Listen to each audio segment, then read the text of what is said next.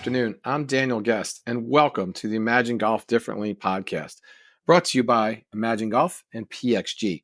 You can go to our site, imagengolf.com, to see all of our offerings, including our free drills, our practice plans, our golf ebooks, and soon-to-be book coming out and videos, or to book a lesson with me at our state-of-the-art studio right outside of Philadelphia, or even virtually anywhere in the world through our partner, golfliveapp.com.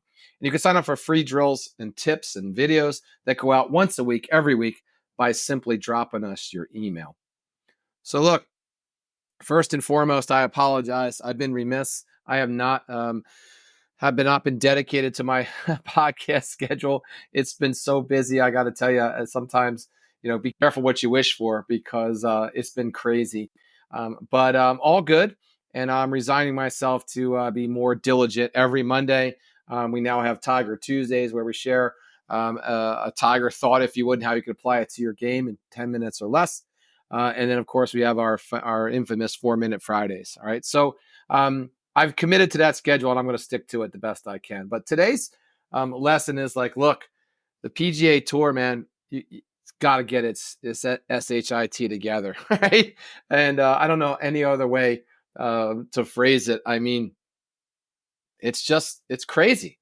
It's absolutely crazy. Let me tell you what I mean by what's crazy. And first of all, before any of you LIV bashers, get on me, if you would, oh, you're just a shill for LIV and all that stuff, save it. All right. I've said a million times, I'm a fan of golf. I watch all golf, college golf, youth golf, and any golf that's not local golf, LIV golf, PGA golf, any golf that's on TV. I can bet you, I can assure you, and you can imagine, I just said imagine, that I'm watching it. All right. Not only I'm watching it, I'm recording it. Right. So anything golf on my TV is being recorded by my DVR. So let me just share with you, why I'm going down this road. Last week, the Byron Nelson, right, that used to be a big time tournament, man. It really was.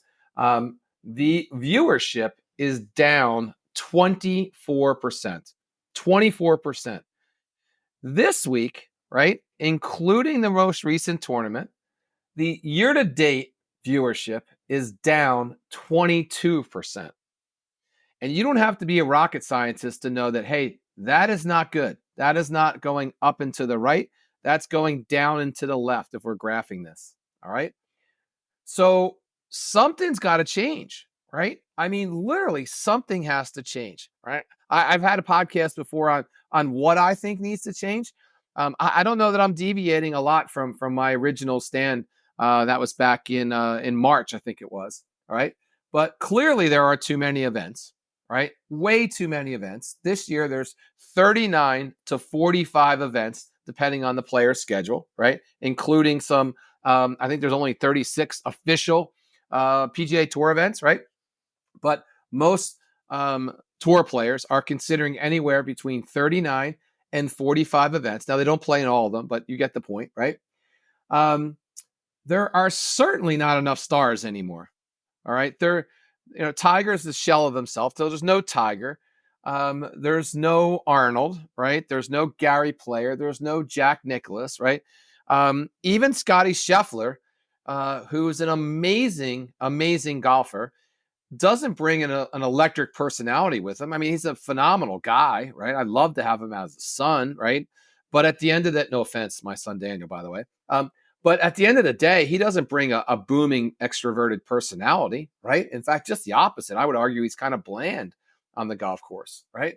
And so when you add all that up and you have all these events and you don't have the stars and you have so many different events that they can't possibly play in all of them, you get fields and tournaments that are just crazy. Meaning you don't even know half the players. You don't even know the leaderboard, right? I took a picture for social media of the top 15 players, right? 1 through 15. And the average fan, couldn't name one of them. One of them. And I guarantee they couldn't identify their faces on Google, right? Or if they saw them in an elevator. That's all you need to know, that there's a problem. I mean, that is a big, big problem. All right. So the PGA Tour has got to make some changes, all right? And they've got to settle this thing with LIV. I mean, it's been the original agreement, or the quote unquote framework of an agreement or a merger, or whatever you want to call it, right, was back in June of 2023. All right. June of 2023. Right. And they brought people on, right? They brought this one guy on in November of 2022 to make sure that no more big names, quote, left for LIV. How'd that work out? Right? I can tell you, it didn't work out. So I'm struggling to even figure out what is the strategy, right? What is? I mean, originally they were going to have an agreement, not only agreement, they're going to have everything worked out by December. So from June to December, and that was a fair, right, time frame, 6 months, right? And then they didn't have it, weren't even close to an agreement, if you would, by December. And then they said, oh, by the Masters. That makes sense, right? A major, if you would. And we're going to have something, don't worry about it. We'll have something in place by the Masters. Well, the Masters has come and gone, right? And we're no closer, all right? We have a new investor in that arguably is just clouding things even more, right? Bunch of sports owners, right? They're putting billions of dollars in. I still don't get it. I don't understand how they're going to make a return on their investment, because these guys aren't stupid. They're not just donating money to the PGA. They want a return, right? But they took $1 billion of that dollars and they carved it up to players that didn't jettison for LIV, right? And while that's a nice gesture, I'm sure my financial advisor would say that's not too smart. Right? I don't know what do you get by giving Jordan Spieth $30 million? Is he going to play any better? I don't think so. All right. What do you get by giving Tiger $100 million? First of all, Tiger doesn't need the $100 million, right? But is Tiger going to play any better with $100 million Benjamins more in the bank? No chance. All right, not happening. So to be honest, I don't even really know where that comes from, other than attaboy, thanks for hanging out, right? But that's beside the point. The bigger point is the PGA needs to get this done, and get this done now, because here's what's happening, right? People say, oh, well, golf's in trouble, right? Look, golf is not in trouble, all right? I did some research on golf, if you would, across the world. Golf is thriving, right? Greens fees are up year over year. Rounds are up year over year. Total participation in golf is up. Off ball versus on ball, meaning simulators, Top Golf, anything like that, is up significantly this year over year. Country club memberships are up across the country and across the globe. The only thing that's hurting in golf is the PGA Tour ratings. Even LIV Golf ratings are up significantly, almost 50% year over year. So you could be a LIV hater. I get it, right? I understand. I'm not against you, all right? But you can't say that the PGA Tour, as it is right now, is doing what it's supposed to do, or doing well, or even is going to continue the status quo, because it's not. A recent report just came out, right? RBC, a big sponsor that just re-upped last year, but for only 2 years. When the PGA asked for five, they only took 2, and they've given over $25 million for those 2 years. Said, quote, figure it out and stabilize professional golf. The quote is around stabilize. All right. Wells Fargo said something similar behind closed doors, to the effect that it can't continue, quote unquote, and the way it currently is. So look, if the sponsors needed to stabilize, well, then that's all you need to know, because here's the thing: without sponsors, there is no PGA Tour. All right. It's just crazy.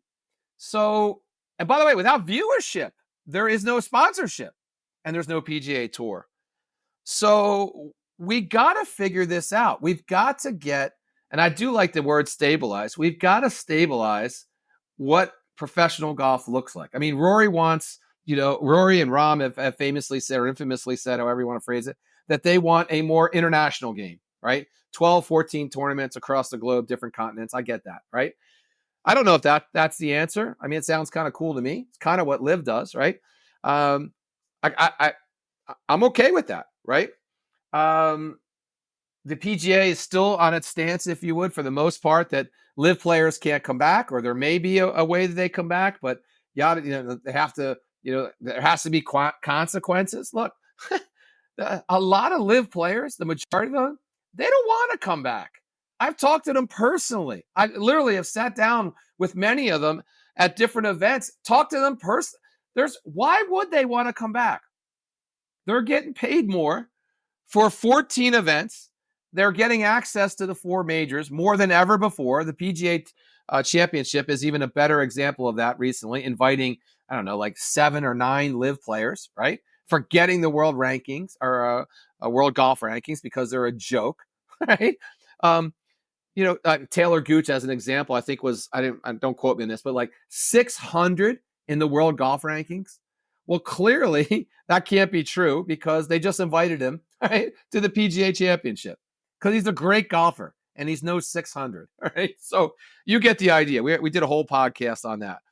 But so that hard line, if you would, suspending players, making them jump through hoops to come back, that is clearly not the answer. That is not going to work, right? It's just not going to work.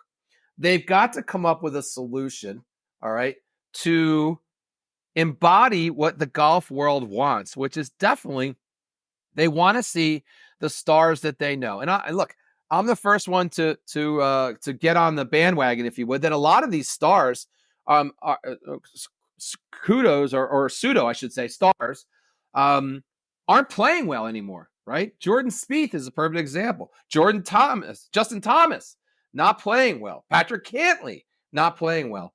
Scheffler, right? Won a gold medal. That's it, right? These guys, these stars, if you would, for even just a few months and more back ago, they're not playing well. So that makes it even harder. But we got to figure out a way to unilaterally make it so that the people that are playing in these tournaments, that one, we know them, and hopefully they're playing better, and that we're seeing them in the tournaments that are on television. So if you have 44 events, right, out of 52 weeks in a year, they're not all going to be playing. But if you had 20, they'd all be there. So, look, we don't have to debate, that less is more in this regard. And I don't think we have to debate either that the PGA Tour at some point got greedy and thought that, this Tiger boom and this boom, if you would, to golf, right, would last forever, right?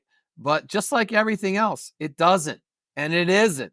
Viewership is down significantly, all right?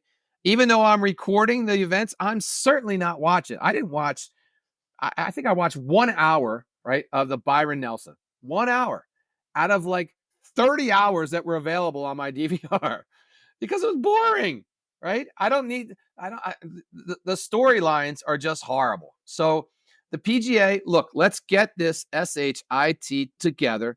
Let's figure it out.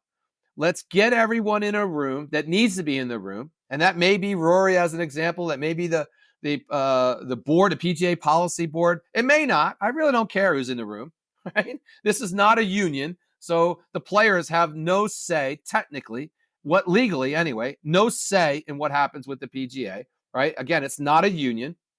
And get it done. I was in corporate America for 30 plus. It ain't that hard, right? If big giant companies can figure out how to merge, so can the PGA and LIV. And it's only a matter of time if they don't before everybody in regards to golf is suffering. All right. I mean, really suffering. And that's the last thing that anybody wants in golf, right? All we want is to see the people that we know and enjoy the golf as it used to be and as golf as it could be moving forward. Do we want to see new stars? Absolutely. Do we want to find the next Tiger Woods and Phil Mickelson? Of course we do. Are they out there? I don't know. Those are some big shoes to fill. But having the number 450th golfer from last year is now leading to Byron Nelson, that ain't it. That is definitely not it. And no one is tuning in, obviously, and the numbers show. So, hey, look, that's our podcast today. Thanks for tuning in. Please hit the follow button wherever you get your podcasts. Be sure to check out our site, imagengolf.com. And you can follow us on all the social media platforms. And here's to getting you the game that you've always imagined.